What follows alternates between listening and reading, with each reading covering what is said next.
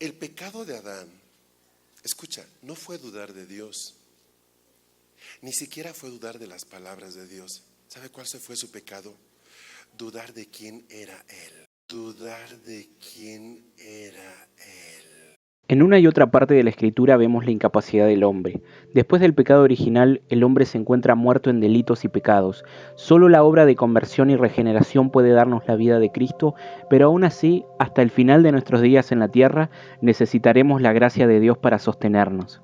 Habiendo dicho esto y dejando en clara evidencia nuestra falibilidad e incapacidad, millones de falsos predicadores endulzan el oído de los ingenuos diciéndoles que son dioses, que son campeones, que son exitosos, o como el caso que veremos hoy, la tergiversación del entendimiento del pecado original, el cual, según el mensaje que vamos a analizar, fue que Adán dudó de sí mismo. ¿Cuál fue el pecado de Adán?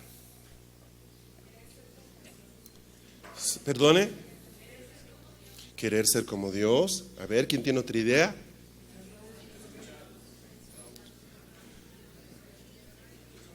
No escuchar la voz de Dios, escuchar al diablo. ¿Qué otra cosa? Ajá, ya.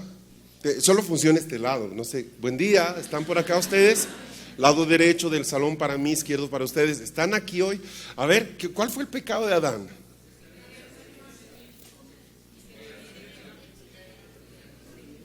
Ya. Ahora, hacerle caso al diablo. Miren, a Eva, hacerle caso a Eva. Miren, en realidad, ¿han visto esos cuadros que pintan reflejando ese momento trágico de la historia humana, verdad? Siempre a Eva con la fruta y yo qué sé, siempre parece una manzana, no sé qué tienen con la firma Apple, pero bueno, esa es otra historia. Pero hay un elemento que ahí me doy cuenta que no lo han visto por lo que están diciendo, y de hecho está bastante escondido. El pecado de Adán, escucha, no fue dudar de Dios, ni siquiera fue dudar de las palabras de Dios. ¿Sabe cuál fue su pecado? Dudar de quién era Él. ¿Por qué? Porque la serpiente le dice, si comes esto, serás como Dios. No sabes lo que eres. Si comes esto, serás como Dios.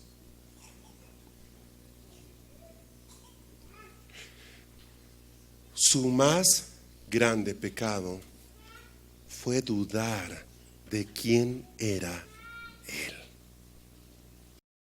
Este tipo de enseñanzas, además de alejarse de la doctrina cristiana, ponen el énfasis en un mensaje antropocéntrico, es decir, enfocado en el hombre.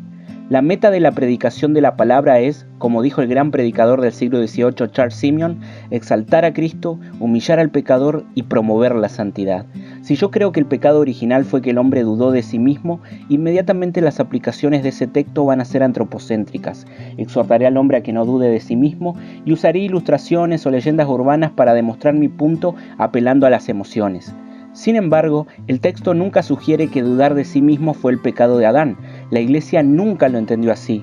Interpretaciones falaces como estas son fruto del humanismo y posmodernismo predominante en nuestra época.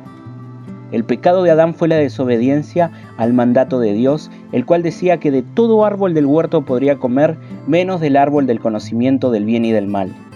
El pecado original es la desobediencia a los mandamientos de Dios. Al identificarlo así, la aplicación del texto cambia y podemos exhortar a los hombres a temer a Dios, a comprender las consecuencias de la desobediencia, y si hablamos de no dudar, bueno, dudemos de nosotros mismos, pero no de la palabra de Dios. Finalmente encontramos dos errores aquí. El primero, crear una enseñanza de la identidad del cristiano a partir de una mala interpretación de las Escrituras. Cada vez que nos acercamos al texto bíblico, no debe ser para poner sobre él lo que pensamos, creemos o percibimos. Debemos dejar que el texto nos hable y exponerlo fielmente. Segundo, los imperativos conócete a ti mismo, confiesa positivamente y en este caso no dudes de ti mismo son mensajes propios del coaching e incluso de las creencias metafísicas. No fuimos llamados a predicar exitismo ni a buscar seguridad en nosotros. La fe debe ser en Dios.